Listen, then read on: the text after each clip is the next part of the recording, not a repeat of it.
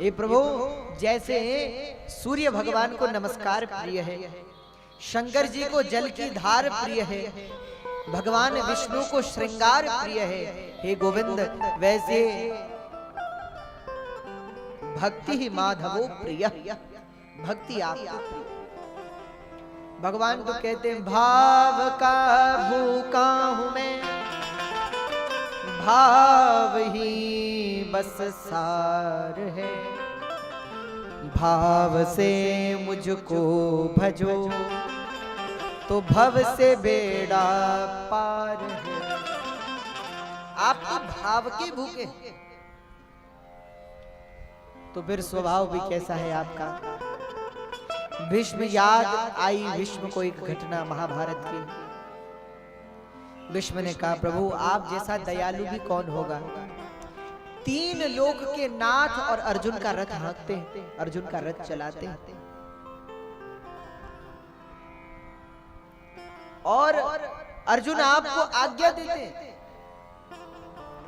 गीता आप पढ़ेंगे, गीता का पहला अध्याय, तो वहां जब अर्जुन ने निवेदन किया, जब महाभारत का रण आरंभ हुआ है,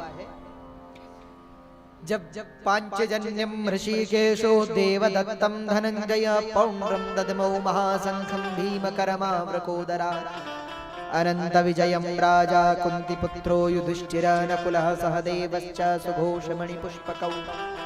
जब श्री कृष्ण ने पांचजन्य शंख को बजाया, अर्जुन ने देवदत्त को, युधिष्ठिर ने अनंत विजय नाम के शंख को। आज पहले के समय सबके नाम होते थे, जैसे भगवान के चक्र का नाम क्या है, सुदर्शन। भगवान के पास, भगवान विष्णु के पास एक गदा है, देखिए आप चतुर्भुज रूप में गदा होती है भगवान की। उस गदा का नाम क्या है, उस गदा का नाम है कौमुदी। भगवान के पास एक धनुष है, उस धनुष का नाम है शारंग, शारंग नाम का धनुष। और भगवान विष्णु के पास एक खड्ग भी, खड्ग यानी तलवार भी है।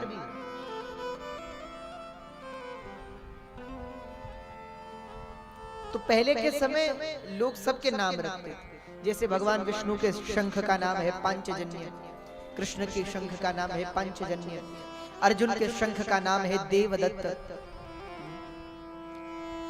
भीम के शंख का नाम है पौंड्र, युधिष्ठिर के शंख का नाम है अनंत विजय, नकुल और सहदेव के पास सुघोष और मणिपुष्पक नाम का शंख है। तो जब सबने शंख ध्वनि की, शंख बज गया, युद्ध रणभेरियां शुरू हो गई, तब अर्जुन ने भगवान से कहा हे प्रभु, सेनयोरुभयोर मध्ये रथम स्थापयाम्यच्युतः यावदेतान् निरीक्षेऽहं योद्धुकामान् अवस्थितान्। सेनयोरुभयोर मध्ये रथम स्थापयाम्यच्युतः यावदेतान् निरीक्षेऽहं योद्धुकामान् अवस्थितान्।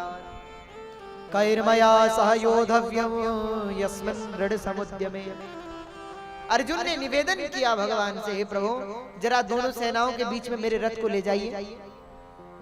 अच्छा ऐसे नहीं कहा, अर्जुन बोले सेनयोरुभयोर मध्ये रथम स्थापयाम्यच्युतः, हे अच्युत, हे कृष्ण दोनों सेनाओं के बीच में मेरे रथ को स्थापित करो।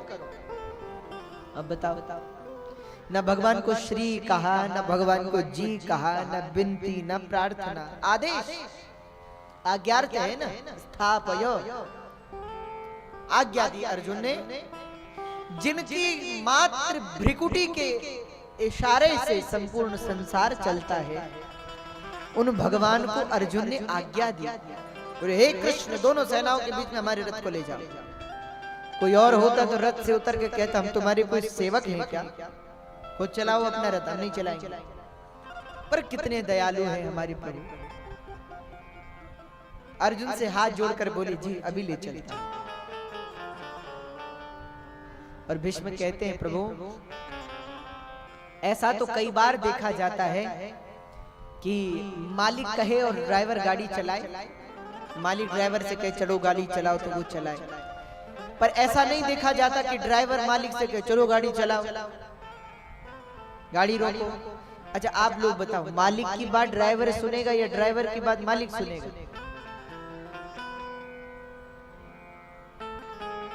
भाई मालिक की बात ड्राइवर सुनेगा, ड्राइवर की बात मालिक क्यों सुने? पर प्रभु आप कितने दयालु हैं, 3 लोक के नाथ हैं फिर भी अर्जुन का रथ चलाते हैं। और अर्जुन ने आपको आदेश दिया, स्वामी होने पर भी आपने हाथ जोड़कर कहा जी अभी खरीदा। उभय सेना के मध्य में स्थापित किया भगवान ने रथ को। भीष्म बोले प्रभु युधितुरगरजो विधुम्र विश्वकचलुलित श्रमवार्यलं कृतास्ये मम निशित सरैर्विभिद्यमानस्।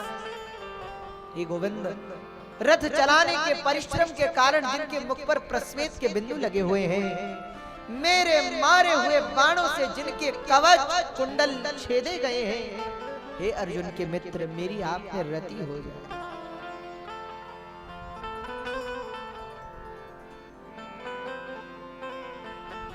मम निशित शरैर विभिद्यमान, शर मतलब होता है बाण, मेरे मारे हुए बाणों से आपके कवच कुंडल छेदे गए। कितनी पीड़ा मैंने आपको युद्ध में दी होगी, पर प्रभु आप कितने दयालु हैं, अंत काल में मुझसे मिलने के लिए आए।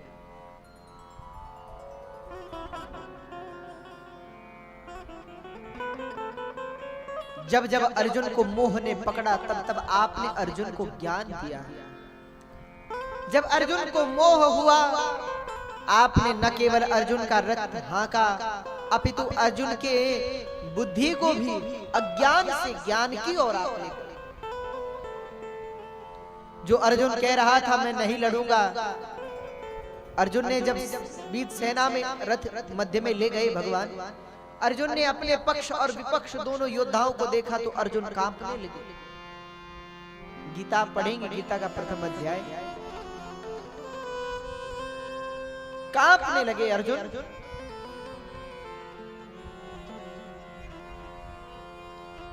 योत्स्यमानानवेक्षेऽहं ययेतेऽत्र समागता धार्तराष्ट्रस्य दुर्बुद्धे युद्धे प्रियचिकीर्षवः वे पतुश्च शरीरे में रोमहर्षश्च जायते गांडीवं संस्कृते हस्तात् वच्चैव। हाथ से गिर गया अर्जुन के गांडीव धनुष, शरीर कांपने लगा। अर्जुन ने सोचा ये मेरे हैं, मैं इनका हूं, इन्हें कैसे मारूं। आज अर्जुन ने अपने सामने आचार्यान, मातुलान, भ्रातृन, पित्रान, पौत्रान, सखिंस तथा स्वसुरान सुहृदश्चैव सेनयोरुभयोरपि।